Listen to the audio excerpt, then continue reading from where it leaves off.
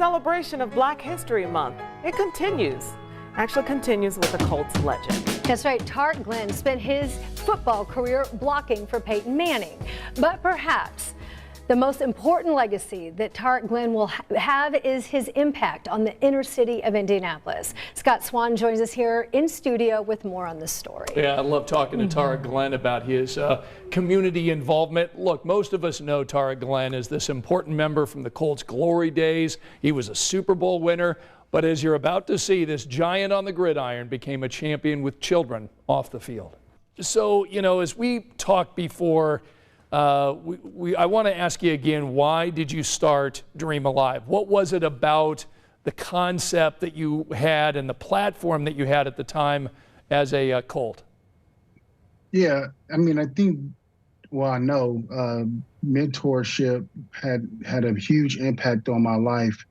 And my wife and I both had benefited from that, you know, as we were growing up. And so when we got married, you know, one of like just our aligning values were that we were going to be able to start something that had an impact on inner city youth, since, you know, we benefited from mentorship growing up. And at the time, she was in a master's program at IUPUI. I was an Indianapolis Colt. And what better way to maximize your platform than to, you know, serve the community that you're playing in. And so I lived in Indianapolis full time, and her and I started Dream Alive with the help of other community leaders. And that's how it started back in 2001. And so for people that aren't familiar with what your small nonprofit does here in Indianapolis, tell our viewers a little bit about it. Yeah, so Dream Alive is a mentoring program that services youth, mainly age range from between, I think, 12 years old to 18, 19 years old, 7th through 12th grade. And the premise is to mentor the youth through one, community service. Like a lot of our youth come from underserved communities, and although they may not have a lot, we all have something to give. And I think that's the beautiful thing about being a human being, is that we can all serve others. And so we find different organizations within the community to partner up with and get our youth involved in and being a part of making the community a better place. And then the other mentoring component is through experiential learning. And it's a way in which we get youth out of the community into different sectors within the community, whether it's law, business, engineering, the medical field, politics. And we basically take a ton of field trips where, I mean, we even bought a bus where we're taking, you know, trips to really just expose our youth to the different career paths and opportunities that the city of Indianapolis offers. And through that, we were just hoping that it just can create vision and really expose our youth to the different opportunities that the city of Indianapolis offers. How many young people do you think that Dream Alive has impacted since you founded it? Yeah, I mean, I couldn't name the number. I mean, we've been established since 2001, and so it's been over 20 years that Dream Alive has been able to impact the city of Indianapolis. But what I do know is that we've already had youth who've been through our program, graduated from college, and are, you know, at some capacity, you know, serving the organization. And just being able to see that come to fruition, you know, is really, you know, a dream come true. Because when Maya and I, my wife, you know, started this, it was really about leaving a legacy. Not necessarily us having to be at the helm running the organization, but being able to plant a seed to where that, you know, the organization would have some sustainability. Why was it that you decided that this Dream Alive was the way you wanted to impact Indianapolis, Tarik?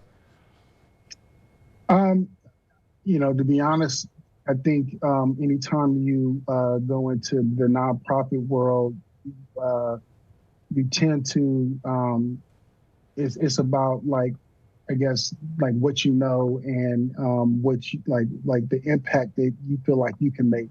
And at the time, what's familiar to me was, being raised in the inner city, and that was familiar to my wife. And so when we first, when she was a part of this public health, she was in the public health program at IUPUI.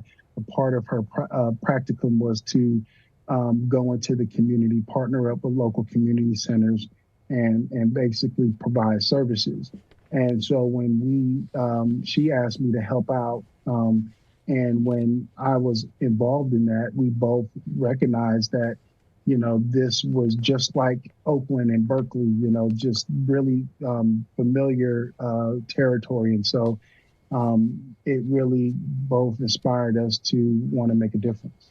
I did want to ask, because in our last interview, you talked about mentoring, the kind of mentors that showed up in your life, and you talked about your faith and how God orchestrated that. I'm wondering if you could sort of tell me that story again.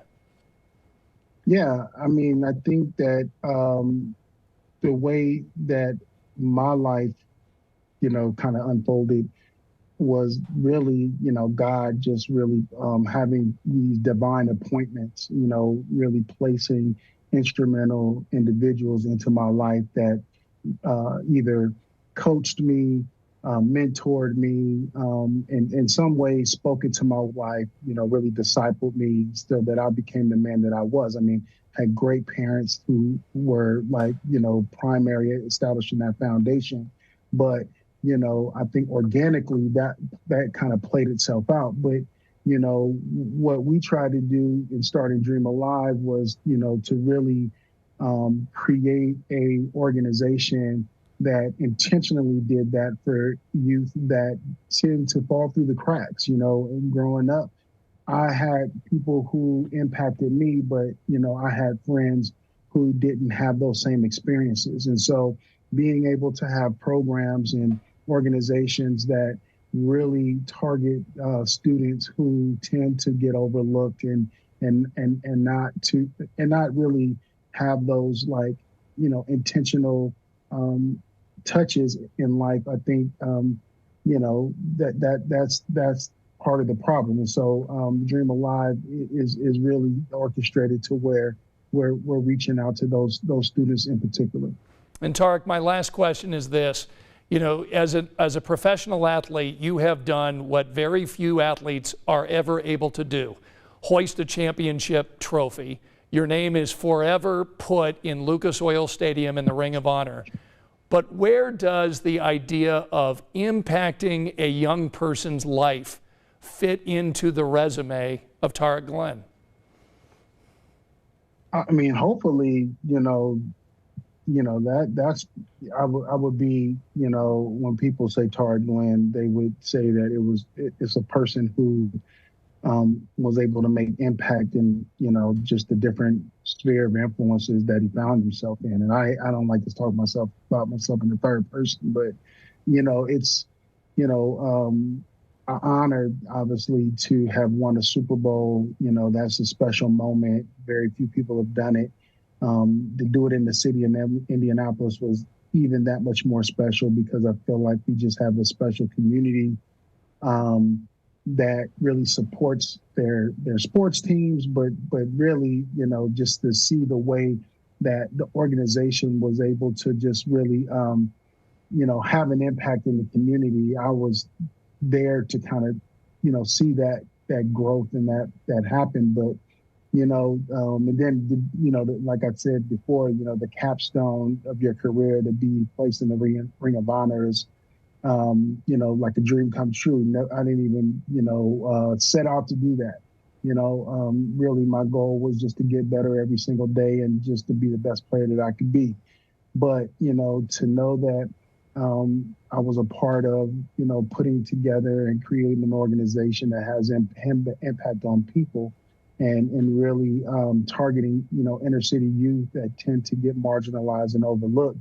man, that's probably the icing on the cake. I mean, that's what's most important, you know, to be able to take the platform that you've been given and to maximize it.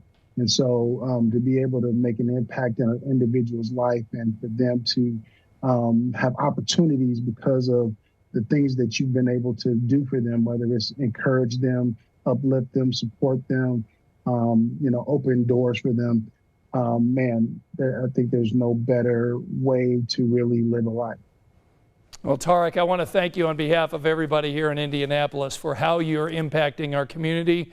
And thanks again for doing this interview. During his playing days, Tarik was about 6'5", 330, and he'd open up holes for Colts running backs. And he spent his career here in Indianapolis opening up opportunities for kids in the inner city, which is just a great legacy. Awesome. Giving back. And this Thursday, I'll have the story of Dr. Percy Julian and how his legacy impacting students today. Yeah, and it was earlier this week that Jalea showed us a view inside the fashion industry. Yes, we have a fashion industry right here in Indianapolis. So if you'd like to learn more about that or watch her story, or if you'd like to see more about this piece that Scott just put together for us, head over to our website right now at WTHR.com.